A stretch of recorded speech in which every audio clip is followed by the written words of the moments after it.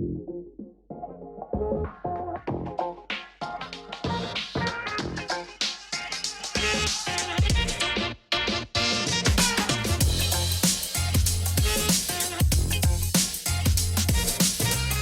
everyone. This is your host, Akil Jabbar, and welcome back to another episode of SaaS History.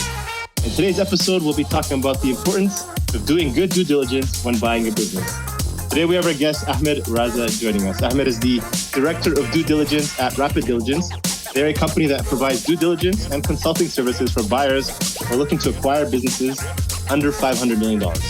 Ahmed previously founded a small-cap private equity fund to buy e-commerce businesses and lead due diligence for private equity funds focused on SaaS, e-commerce, FBA, as well as content website acquisition. So welcome, Ahmed, man. Good to catch up and glad to have you on the show today. Hey, thanks for having me. So, you have an interesting background. You've done acquisitions, you've been moved into due diligence, you started Rapid Diligence a few years ago.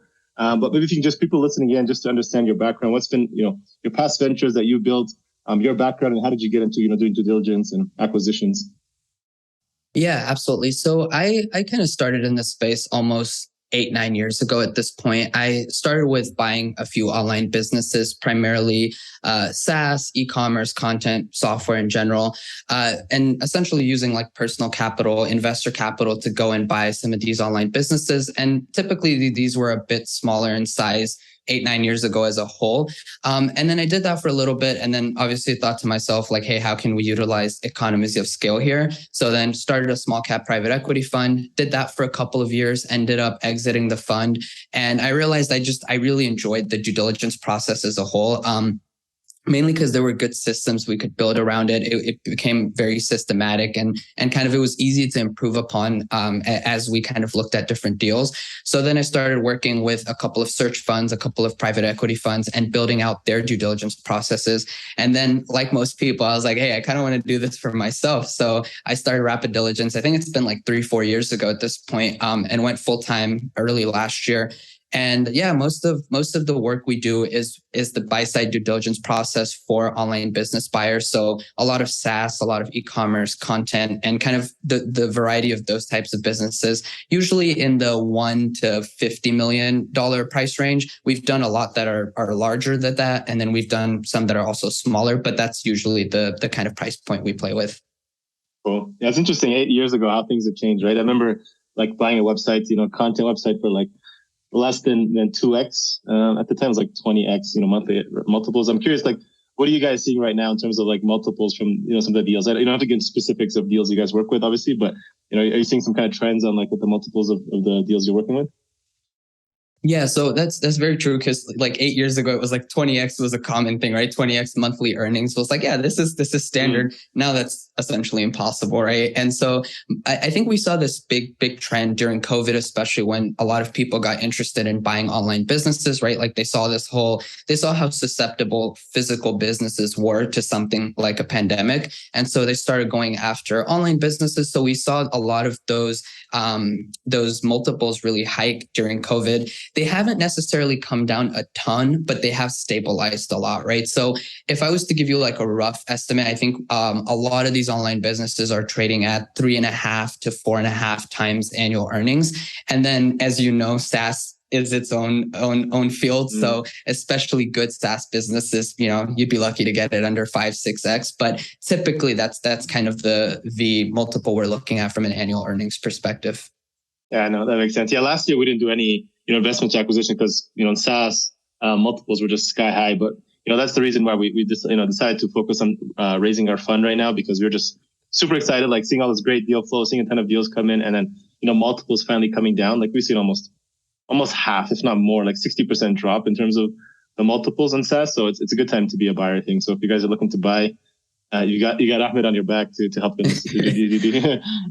Yeah, absolutely. And do you think just out of curiosity, do you think like the overall environment, like the not political, the economical environment, do you think that's played a key role in it? Because obviously we saw interest rates go from, virtually nothing to what they are today. So it's just more expensive to buy. Do you think that's played a pretty key role?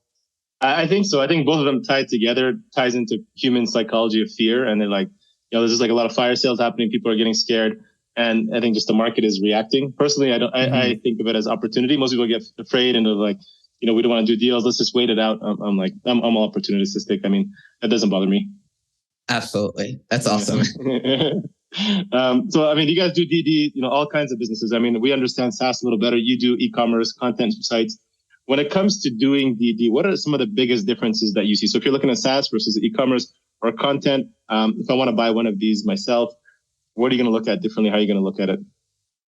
Yeah, it's a great question. So with e-commerce, I would say defensibility of product is a big thing, right? So defensibility of product and then the systems in place. So a lot of the times we're looking at, hey, is the manufacturer, are you dealing with one manufacturer only? Are the products being ripped off by every other person on Amazon that can find a supplier in China, right? So we do look at defensibility of products a lot. And then the processes, it really comes into play after the acquisition. So with a lot of buyers, they'll buy a business and there's not really good processes in place from an e-commerce perspective. And then, they buy it and things fall apart because you don't necessarily have the same knowledge that the person that built that business and has been running it for the last 5 years does. So e-commerce would be defensibility of product and processes. With content businesses, it really just a big part of it comes down to website traffic, right? And having a good variety of traffic. So you don't want to see a content business with 100% organic traffic, right? That's super risky. You don't want all of your referral traffic coming from one source. But one thing I also like to talk about with content businesses is the fundamentals, right? So if you were to put yourself in the shoes of the reader who is the target reader for this type of content, would it make sense to you? And would this be helpful to you? Would you come back to it? And these are such general, almost no-brainer questions, but you'd be surprised at how many people would just say, hey, forget that. I'm just going to look at the numbers, right? But that's where things get sticky because 5 years ago, a lot of these content websites were doing top 10 reviews of everything. The numbers looked good. They weren't really providing any value, but they made sense from a numbers perspective. But then, Google came down with the hammer and they were like, yeah, this is crap. We're penalizing all of these businesses. And then overnight, a lot of them lost 70, 80% traffic. So that's why it becomes important to look beyond the numbers in a content business, but really in any business. And then with SaaS is, for me, stickiness is huge, right? So how easy is it to bring users to your product and how difficult is it for users to leave that product? And obviously that's that golden scenario, right? Where both of those things are true. But one thing we also like to look out for is hey, is this just a fad product? And how susceptible is this to the general market, but also to the things it's utilizing to what it's providing. So for example, we were looking at a SaaS business a couple of months ago, and it provided Twitter DMs. It would DM anyone you wanted on Twitter up to 250 times a day. And, it was a good product. It had good revenue and stuff. But one of the things we looked at was, does this actually violate Twitter's terms and conditions? Because if it does, if it's against their API rules and usage, then it's only a matter of time until Twitter's going to catch up to you. And even if they don't, that's just super risky. And turns out it was, right? It was against Twitter's API conditions. You can't just cold DM people. I mean, it's fine if you're building a script and bot for yourself, but it's different when you're packaging it up into $100,000, $200,000, $400,000 business and deciding to sell it to someone, right? So we look at that. And then one other thing we look at with SaaS is the development processes in place.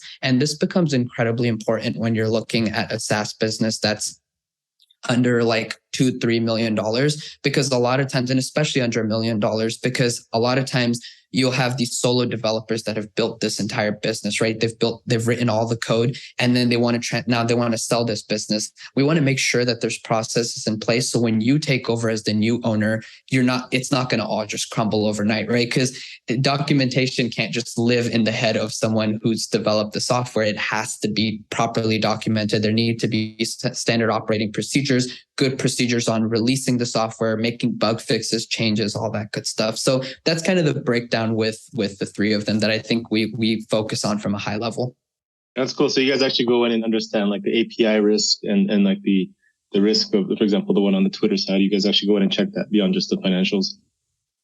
Yeah, absolutely. So we even do pretty detailed code reviews. And one of the things that I always say, as important as it is to review the code, which obviously we do, again, I just can't underscore the importance enough of like understanding like the processes in place, because you just don't want to be in a situation where you're like, hey, everything's crumbling and like the only person in the world that can help you and the only data and knowledge in the world that can help you lies in the head of the person that just sold it to you and not on a piece of paper somewhere. Makes sense.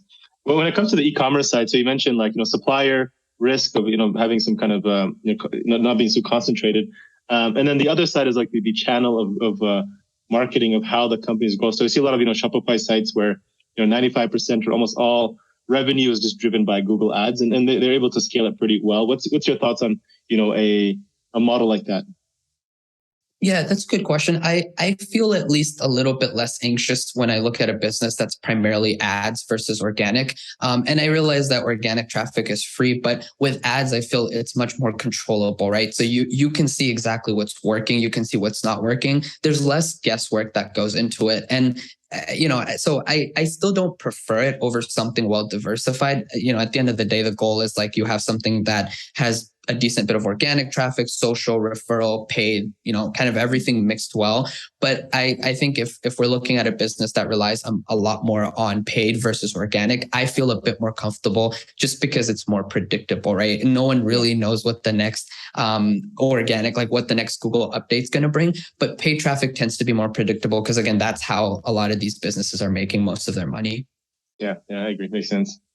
And then when it comes to, running your due diligence process, can you maybe just walk us through a few like checklist of things you look at on the high level red flag report when you review when it comes to recommending whether, do you guys make recommendation like, or do you just say these are red flags, you decide, or these are the red flags, this is what we recommend? Yeah, that's a really good question. So we have to be careful when we say like yes or no definitively. What we tend to do is we'll kind of highlight the risks and we'll give you an idea of how major or minor that risk is and what you can do to mitigate, right? So I'll look at that from like a SaaS perspective. So let's say you're buying a business and the software, there's no like development environment or testing environment for the software.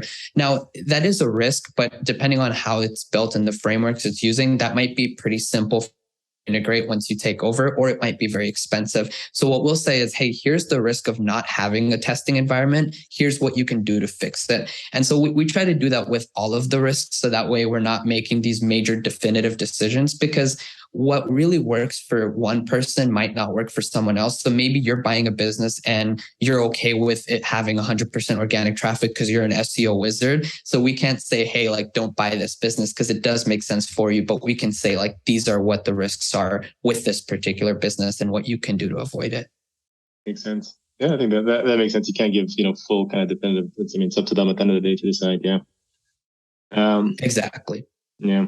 So what are some of the maybe top reasons or red flags that you've seen that maybe recently have killed a deal that, or you've, mentioned as red flags, and then they've taken upon it and they've decided to walk away? Yeah, that's a good question. I think for a lot of things, especially when it's like, during the LOI stage, once there's been a decent bit of work done to get to that stage, to get to that exclusive due diligence period, it's rarely a single point that will kill a deal. It's usually a culmination of like different things.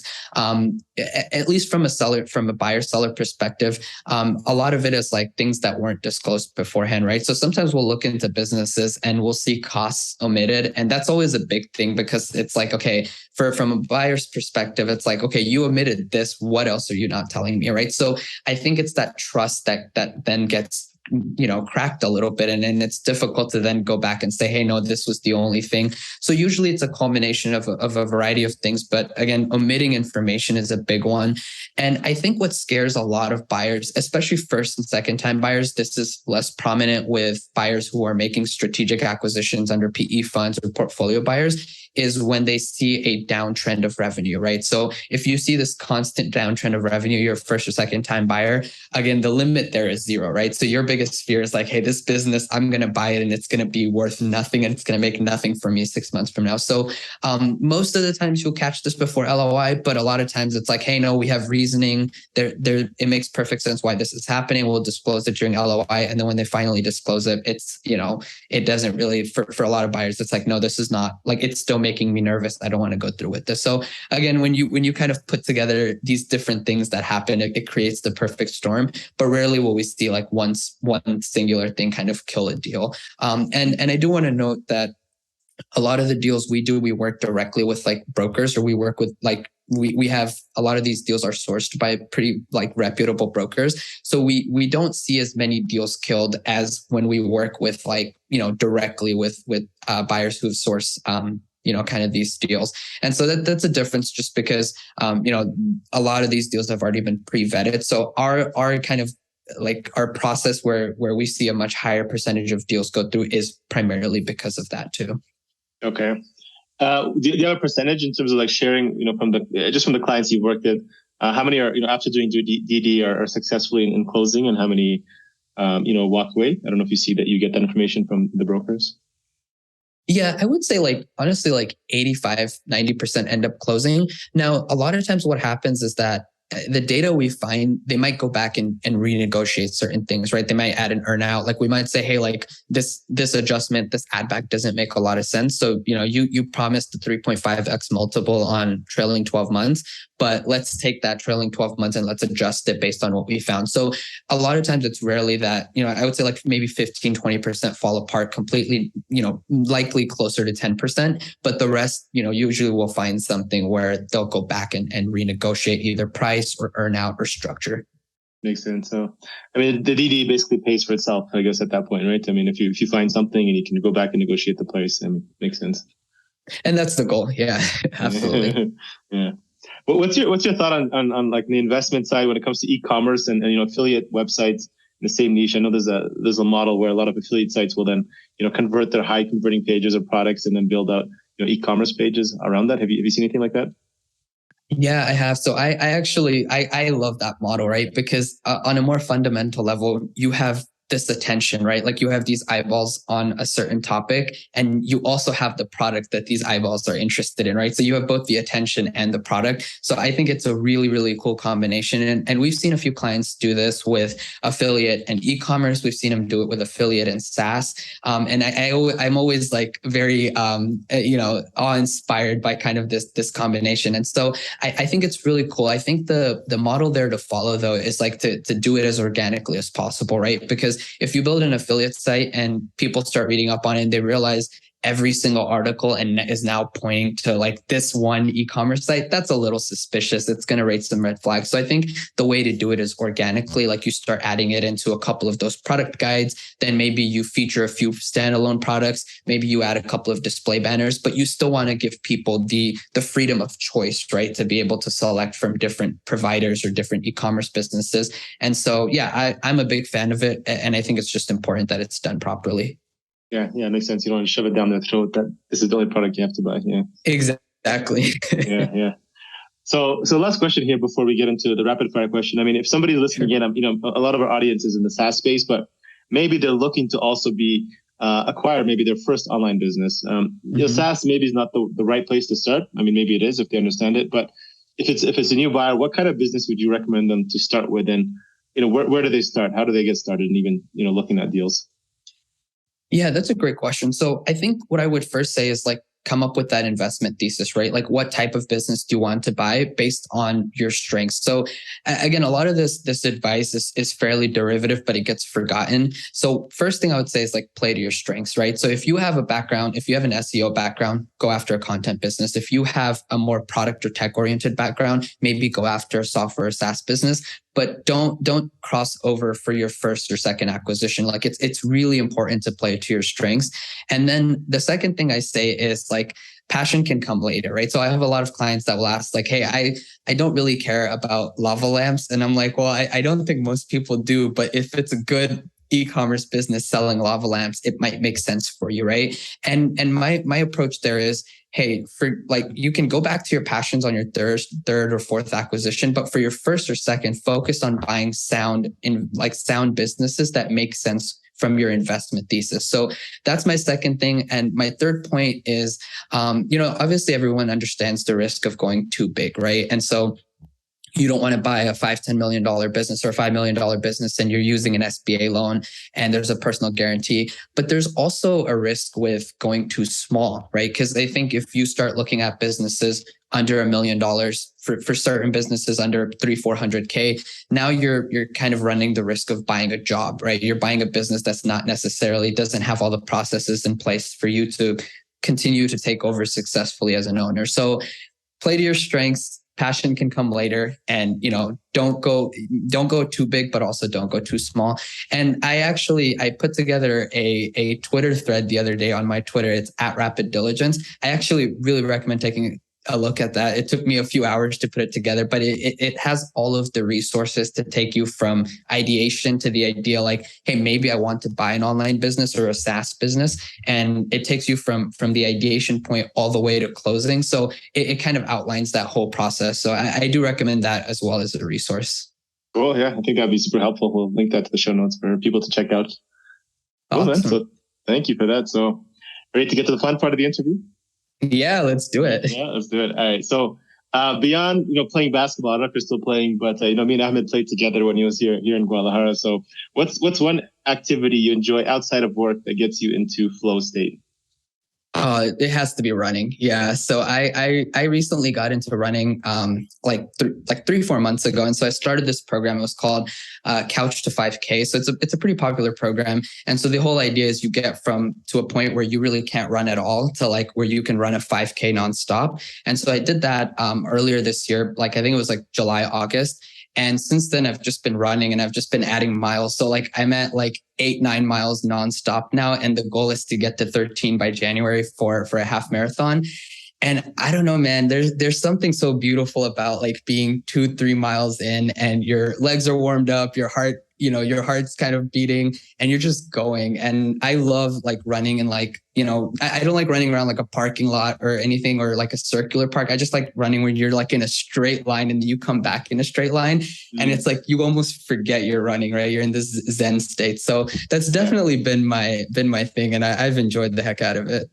Yeah. I've heard, I went to this retreat this weekend. It was like, meditation, all that. And they were saying how, there is a form of running meditation. I guess that's kind of what happens. But you get into flow state, you're just in the zone and it's like, just ideas start coming to you. And I'm like, yeah, it's a beautiful place to be.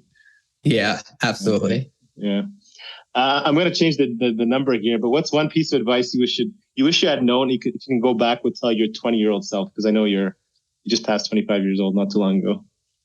Yeah, so I turned 25 last year. And so if you want, I can still do the 25 because I think for me 25 was instrumental because it was the year I took this business full time, right? Like I quit my corporate job. So I'm almost 27 now. I'm about a month or two away, but I'm gonna keep milking this I'm 26 thing for the next like month and a half for as long as I can. But for me, I would I would go back and tell myself like it's going to be okay, right? And to like really trust myself and trust the process.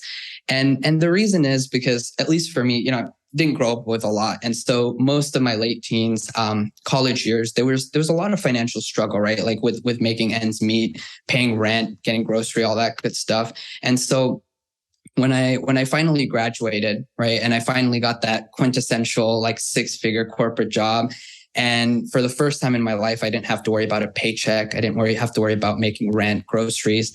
And, I had things like vacation days. I had paid days. I had friggin' health insurance, right? And so, to risk all of that, like to jeopardize everything that I had up until that point and to jeopardize this comfortable life that I finally had to pursue what was nothing more than a pipe dream at the time. It was terrifying, right? It was paralyzing. And so, I think I would go back and tell myself like, hey, it's going to be okay. Trust the process. You know what you're doing. Just wake up every single day and do it. And a lot of it is going to be grueling and you're not going to regret it, but you will have days where you look back and say like, damn, did I make the right decision? But yeah, that's what I would tell my 25-year-old self, just like, a little under 2 years ago. And I know we chatted about this a little bit before we kind of started, but zero regrets, right? Like I'm so glad I did it, and I'm incredibly grateful that I get to wake up every day and do this for a living. Yeah. I remember we having that conversation where you're kind of having a struggle of like, should I do it? Should I not? And you're just kind of going through that loop, and finally you're here, and you look a lot happier. So I'm glad you did it. Yeah, that's awesome. Ahmed, what are some of the biggest challenges you guys are currently facing and continue to grow Rapid Diligence? Meaning, what keeps you up at night these days? Yeah, so because it's a service business, the challenge is really with scaling people, right? Which is always the most difficult thing to scale, because software processes, it's fairly easy to scale. So I think it's this idea of like figuring out how we can scale the people on our team. And I have a software engineering background, so a lot of the way I think is process oriented. So I think that's helped a lot, where I can build processes around our people and make sure that we're building it that way, so that there's not an over reliance on that. But that's definitely one thing. And I know you're probably thinking in your head, you're like, yeah, this is why you buy SaaS businesses, man. It's all about the software skill. But the second thing is, because we sell like a high ticket service item, there's a lot of like volatility, right, on a month to month, which again doesn't make an impact on me personally, but it does make an impact on the business, right? So it's like, how can we really afford to keep this person on retainer? Can we really afford to hire this person if 1 month we're making 3-4 times what we're making the next month? And sometimes that's just a couple of deals, right? And so I think those are probably the two biggest challenges, and I think that's more with a lot of like B2B one-off kind of high ticket service items. It's pretty common, but that's probably what is difficult right now for me. Yeah, makes sense. What are some of the best free resources? It can be books, mentors, or people you follow in the space you'd say been maybe most instrumental to your success over these last few years. Yeah. So I think with books, you and I actually talked about this once. I believe it was The Miracle Morning. I love that book. That was an awesome read. And I think it really like shaped things up, because it's all about building the process around your day to day, right? Like your life, because discipline falls short. Motivation falls short, but sometimes if you have the right processes in place, they're going to take you there during the tougher days. I really enjoyed The Hard Thing About Hard Things. That was a good book as well. I enjoyed that one. My First Million podcast, that was a good one. And I think it's a pretty easy listen as well. It's almost like fun, but then you have like these little epiphanies as you're listening to it. So I enjoy that. And then obviously I have to mention SaaS District, and I have to mention you. And I mean that genuinely, because I know we worked together for not a very long time, but in the time we did, I genuinely learned a lot from you from like a leadership perspective. And I think the coolest thing I learned from you was that it was okay to figure things out along the way, right? And so I remember one time, and I now don't know if you even remember this, but we were looking at a deal, and this was early on, right? So I was like, hey, like, how, we don't have financing for this deal yet. Like how, and your response to that was, if it's a good deal, we'll find the financing, right? Like the investors will come in. So I thought that was like I still hold that to this day. I'm like, that was a really, really cool like perspective, because it's like, yeah, just you'll figure it out along the way. And some things you're not going to know right away. And some things you're just going to be like, I don't know how I'm going to figure this out, but you will. And so I think you've also had a big impact on me over the years as well, just being super encouraging, super supportive, and kind of providing a lot of those little insights that ended up going a really long way. Thanks, man. I really appreciate that. Yeah, I didn't realize absolutely. that. That's cool. Ahmed, what does success mean to you today? Whether personally, business, financially, life? I mean, there's no right answer, but how do you look at it now? How do you judge it, or how do you rate it? Yeah. So at one point, success, I think in college, I kind of talked about like when you don't have money, I think success is money, right? Success is 6 figures, whatever it may be. Success is that. But today, I think success to me at least looks like being able to work on things that I genuinely find fulfilling, right? Like waking up in the morning and feeling like, okay, I'm making a difference in someone's life. I'm doing something worth doing. And funny enough, a lot of our clients at Rapid Diligence, we have some clients that are like PE funds. They make massive purchases, stuff like that. But the vast majority of our clients, they're just first and second time business buyers, right? Like they are people from very humble beginnings who've worked corporate jobs for like the last 10, 20 years, and they're like their goal has always been to go and buy a business. And so to be able to be or to own a business, and so be able to be a part of that process with them and to serve as like their last line of defense. I mean, that's incredibly inspiring. And it reminds me every day, especially on days when I'm like shuffling through deals and they're like, oh man, this is a lot. It's like, hey, we're actually, making a difference in these people's lives, and they're entrusting us with 15 years of savings essentially, and to go and buy this business. So to me, that's what success looks like right now. It's being able to do that and being able to wake up and say, am I making a difference in someone's life in a material way? And if the answer is yes, then, I feel like I'm successful from that definition. Yeah, man, that's beautiful, man. You're giving them comfort, right? This is a huge decision in their life. And, like you said, like some of these one things in your life that just, completely shifts everything, like you've seen, right? Moving from work to business. I mean, a lot of them are doing the same thing, right? They're maybe buying this business to quit their job. So knowing that they can now move into a company, give it their all, and, they've understood all the risks behind it. I think that's huge. So appreciate what you do out there as well. Yeah, absolutely. Great, man. So, Ahmed, where can people listening in get in touch with you? Where's the best place to find out more about Rapid Diligence? Yeah, so you can find us on just rapiddiligence.com. If you want to talk to me, you can email me directly at Ahmed, AHMED at rapiddiligence.com. And then on Twitter, I'm at Rapid Diligence as well. So yeah, either of those work. I'm available kind of in all those spaces. Cool, man. Thank you. Appreciate you jumping on, man. It was good catching up again. Yeah, absolutely. Great catching up with you. All right. See you later, man. Bye. Thank you all for watching this episode and joining SaaS District today. Don't forget to like, subscribe, and hit the bell for future episodes where we interview top leaders in the SaaS industry. If you're a SaaS company looking to grow and unlock the true value of your business, get in touch with us at Horizon Capital, and myself or one of our consultants will provide a free assessment to help you get there and hit your goals. If you have any feedback or suggestions for this podcast, please comment down below and help us improve our content for you all. Thanks again, and see you on the next one.